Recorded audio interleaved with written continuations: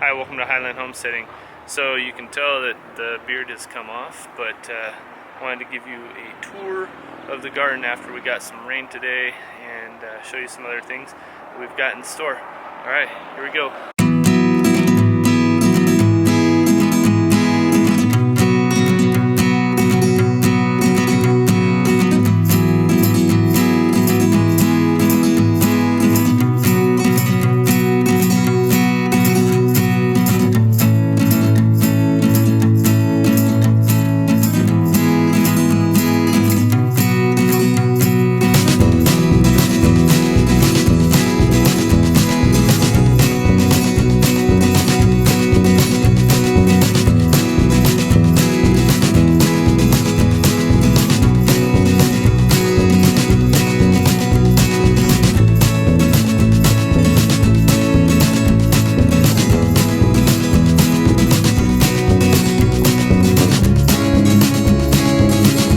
So last night we got what our rain gauge is showing as 3.5 inches of rain, almost 3.5, 3.46. So we got this little pumpkin here. This one's, I think, the only one that we got from this vine, but pretty cool. Very smooth, very round pumpkin. You can see everything's still very wet from last night, but the garden is looking good. Got the corn growing up there. That's our second batch of corn. Our first one is over here on the left, and we've taken out quite a few pumpkins already. But we got our blackberries growing over here. They're growing into the path. You can see some of this decomposed granite from the path covered up the tip of the vine. So we need to probably keep this thing over here if we can as well. Keep it off the path so it has a safe place to grow. But yeah, this path got pretty washed out. We keep putting decomposed granite up here, but we got so much rain it washed down to the gravel down below. Alright, so we've got our cucumbers there. They're starting to look more like fall as we get closer to October. We got quite a few more tomatoes on this cattle panel trellis that we got over there. Our cucumbers are still producing. You can see one little cucumber right in here somewhere, but all of our beans are all dried up, and we got some more peppers to harvest too. But check out this grapevine. This thing just keeps going and going and going all the way up and over. Look at that thing. It's going crazy. I guess we should probably bring it down, bring it through here. There we go. Find a good spot for you. Maybe I'll get that other one come up and through as well. There we go. Yeah, that's better. Here are our other grapevines. They're growing up. We tied these ropes on here. These little jute twine ropes. Give them something to climb up. And it's worked on most of the vines. Alright, so another thing that we haven't shown too much, but that we are pretty pleased with, are these blueberries here. So you can see that we've got this one in a 5-gallon Lowe's bucket. This one over here is in a regular pot, and this one is also in a regular pot. Oh, we got a mouse. We got a mouse hole right here. We have to get the dogs over here, see if they can get that mouse. Been having more mice lately. I'm not sure why exactly. We didn't see any most of the summer. We got rid of all of them. But just want to show you this blueberry in particular. How big these leaves are. This thing really put up a big shoot lately. But we've got these on the drip line. Comes in here and goes up through these small 1/4-inch tubing and waters those. This is actually an almond, I believe. My son found an almond in the compost, and it was growing. And then I wanted to show you this plant too. It's a purple smoke bush. So these smoke trees, smoke bushes as they might be, are pretty cool. This one we got from Mortimer Nursery on Willow Creek Road in Prescott, and we like Mortimers. Mortimers and Waters are the two. You know, here it says smoke tree right on here, so that's pretty cool. Gets to be 15 feet tall by 10 to 12 feet wide. Came in 1 gallon and it was $18. So full sun, deep soak, regular to moderate water. Hardy shrub with purple foliage and rich purple smoke puff blooms, deciduous. So it'll be losing its leaves here pretty soon. It's not too big. You can see it's probably about 4.5 feet tall, almost 5 feet tall maybe, but hasn't really, we just planted this one recently, but thought it'd be a good tree for this spot. We also have these buddleias, also known as the butterfly bush. This one, I need to trim all those dead blossoms on there, but that's what they look like. And the butterflies are just going crazy right now. This one's called the hot lips because you can't really see the flower too much for why it's named that, but it has like white with red lips, which is why it's called the hot lips. There's one that looks more classic. So there's a bunch that are just white or just red on this one. And then we have this pink buddleia as well, or butterfly bush. So there's a nice bloom there that's coming out. This one's just about done. But these are a great plant here in Yavapai County, the high desert in Arizona. They will go deciduous, and you can cut them back a little bit, but we just kind of let them grow these first few years. We'll trim all these back during the winter, maybe in November. We also have these poppies that have just grown. We had a big poppy plant that just decided to plant itself, and now we've got these poppies all over the place. These are some irises we have here. They're happy, which is good. And this is a raspberry. Look at these raspberries we got. These are so good. So been fortunate. They start out kind of like white, like this one here, and then they turn red. So we have quite a few. This one's kind of on the ground, so it's nice that we're not having mice eat those. But this one's getting pretty big now.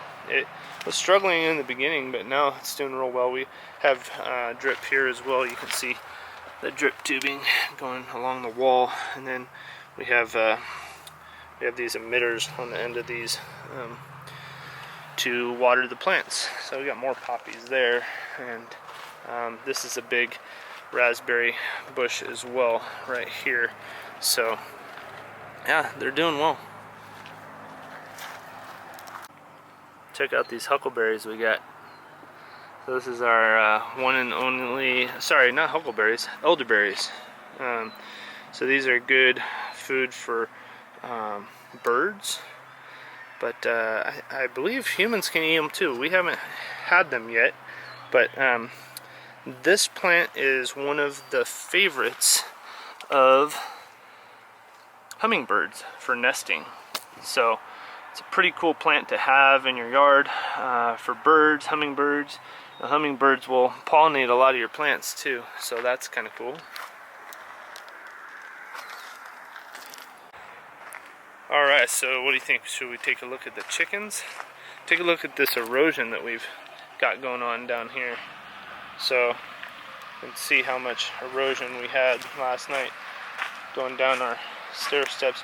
We've got a video of those stairs and how actually I used these ones as my example for the video, but it was called do-it-yourself landscape stairs.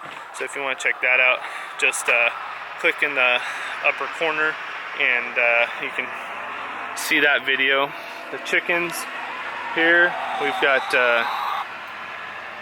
a lot of chickens. We got a big truck going by down below us, but they've been eating the pumpkins that have been starting to go bad. We have tons of pumpkins, so we can sacrifice some of them for the chickens. And then we got a big zucchini in there that they've been eating as well. So, and then that Farmer Brad water, love that thing. So we had something that came along and was trying to dig actually underneath the hallway between the coop and the run. And so my wife Danielle put some rocks there in the way to try to prevent that. But actually we think it's a rat. So we have both these traps set. Nothing came into this one. We thought maybe it was like a fox, raccoon, possum, something about that size that could get in there. You know, we've got this hot wire all the way around, and it's on right now. I'm not going to touch it, but it goes all the way around, and it's just one small strand. But we thought that it would, at the very least, be effective for reminding our dogs not to get too close to the chickens in the beginning. And I think that it would probably prevent anything that is looking to dig around the edges a whole lot from really pursuing our chickens. But something got in there, and we got this hot wire all the way around, and the other side of the coop is fenced, so we weren't sure. So we thought at first it might have been a fox that got past the hot wire, and then Danielle saw some rat dropping, so we got the rat trap out. This thing is great. If I can find a link for it, I will let you know, but it will catch even, you know, real small mice in this trap. So we just put some alfalfa pellets in there. I don't know if you can see those through there, but they're kind of mush now almost because of the rain last night. But we haven't caught anything, not even any mice lately. Actually, I caught a mouse in our compost bins yesterday. Let me show you state of the compost. So I emptied out this one, and there was a mouse nested back there, right up where that hole is. I think it was a mother mouse nesting in there, and I think she was able to get through there, possibly. I'm not sure, but anyhow, mice definitely will get in the compost. But we moved all that over to here and turned it, and also added the 2 wire baskets that we had full of compost, and we just filled this one up a little bit yesterday, but this one's totally empty now. So yeah, we'll be filling that one up here pretty soon. With all this rain, we're gonna have a little bit more weeds and material to put in there. Look at these cherry tomatoes. They're just getting so far away from me. I can't harvest all of them fast enough. I think I'm just gonna pull up this whole plant and take all of these tomatoes out. But can you see all these? There are just tons of cherry tomatoes. This thing volunteered itself, and there will probably be cherry tomato plants here forever because I can't get all of them. And I mean, they're just all along the ground, and you know, I bet the mice are having a field day in there, so I need to clean that out probably today. These are our asparagus, and they're doing great. So hopefully next year we'll get some asparagus there. These strawberries are doing wonderful. We only had probably maybe 3 plants in here, but they all spread like strawberries do. If you don't have strawberries, I highly recommend getting them. They put out these runners. See this? And this will be a new plant, and it'll put itself down. If I can find another one, here we go. There's a perfect example. So this one was in the dirt over here, and we have these on drip as well. There's some good looking strawberries and another flower.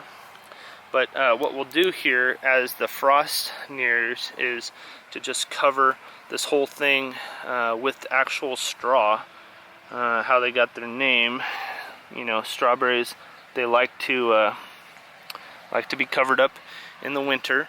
I guess maybe originally they grew under deciduous trees. That's my hypothesis. And then in the fall, all the deciduous trees drop their leaves, and the strawberries are insulated by that and can overwinter. But it's great because you can propagate these. It's a really easy way to give your friends, family some strawberry plants. And actually we got some of these from that Mortimer nursery in Prescott for, I think it was $1.99 per plant, and they're bare root. And look how well they did. And this is why they can give them away for so cheap. It's because they're just prolific. So we may end up selling some of these. So if you're near Prescott, let us know, and we might meet you in Prescott and get you some strawberry plants. Alright, so let's take a look a little bit better at some of these tomatoes. These tomatoes are just going crazy. And last year we had so many green tomatoes, it was just insane. So many were like this one on the vine still right before the freeze in October, and we had to harvest them all and bring them all inside. Looks like we're gonna have that happen to us again. We've got lots of green ones on here. Look at that big green one. So, and there's a red one next to it. But we've got a lot of varieties of tomatoes. Oh man, the rain knocked this one off. I didn't even notice that till right now. Thanks for coming along with me, guys. I wouldn't have noticed this until it was too late. We got lots of tomatillos. Look, a bunch of them fell off too last night. We'll have to harvest those so we have some green salsa. We have these ones that are purple in here, and they're just beautiful. So let us know if you've had purple tomatillos as well. I just pulled this whole pole right over. We got these Roma tomatoes in here. They're good for making sauce and ketchup and stuff like that. But yeah, we got lots of great looking tomatoes right now. And actually Danielle was saying that we should probably start selling them because we can't really use all these. We've given them away to family and friends, and we should sell some of them. Look at that. I think that's the rat. I think the rat went and ate those tomatoes right there. We get about one a day getting eaten. So yeah, I need to clean up those cherry tomatoes, and we need to come in and harvest all these and see if we can sell them off. So yeah, let us know if you want any tomatoes too. If you're nearby Prescott, we'll meet you. Alright, so one more thing that's super cool that happened with the rain last night, and this will probably be the end of the video here, but my boys made this pond, and it was almost all the way up to the top last night, so it has seeped out somehow. But yeah, they were working on it with that rake, and sure enough, it got filled up. But as you can see, a lot of our sunflowers are done. The changing of the seasons are definitely here. We've chopped down a lot of these that are dead, but it's just getting to be that time of year again, folks. We need to trim a bunch of these up, but it's time. It's time to start transitioning into fall. So thank you so much for watching our videos. Can't tell you enough about how much it means to us that people are actually interested in following along. This is more our kind of journal to remind us of what we did last year, what we're planning to do, different stages of things. This is the loofah, by the way. So if you've ever had a loofah, this is what they look like. It's pretty cool. We'll have a bunch of loofahs to use, you know, on a stick in the shower to, you know, get your, scrub your back or scrub your feet or whatever. But again, we're so thankful for all of you coming along and joining us. If you like this video, give it a thumbs up. If you haven't subscribed already, please do so. And I'm Nick from Highland Homesteading. Thanks so much for watching. We'll have more videos for you real soon.